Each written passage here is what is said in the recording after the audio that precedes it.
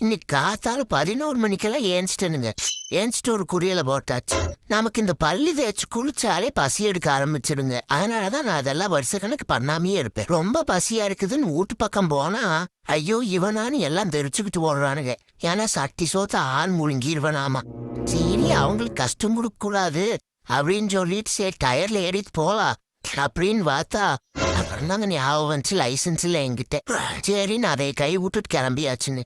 சரி போற வழியில ஒரு கொப்பரை தேங்காய் இருந்துச்சுன்னு சரி அதையவாது மட்டை வாங்கிட்டீங்களான்னு பார்த்தா அது நல்லாவே இல்லைங்க. ஏன்னோ மார்பிள் கலர் தின்ன மாதிரியே இருக்குது. என்ற குடும்பத்துல வேற 7 வேலை கரிசோறு போட்டே பழைக்கு போட்டாங்களா எதையும் திங்கிறக்கே பிடிக்க மாட்டேங்குதுன்னு. அப்புறம் நமக்கு கொஞ்சம் வெடி பிடிச்சி மேல இருந்த பலாக்காவை பிடிச்சி தின்னுட்டு இருந்தனுங்களா. எங்க அண்ணன் பார்த்துட்டு ஏன்டா இவ்வளவு கஷ்டப்படுற வாவன கரும்பு தரேன் கூட்டிட்டு போயிட்டான். அங்க போய் ஒரு 3 வண்டி கரும்பு முழுங்கி போட்டேங்க. அப்புறம் என்ன ஒரே குஃபி தான். கரும்பு தின்னுட்டு ஒரே கேர் ஆகி போச்சுங்களா.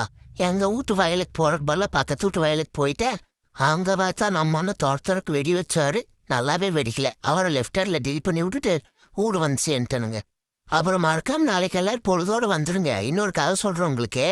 அப்புறம் போற போக்குல இந்த செவன் பட்டன் இருக்குது வருங்க சப்ஸ்கிரைப் அதை கொஞ்சம் அமுத்திட்டு போயிருங்க.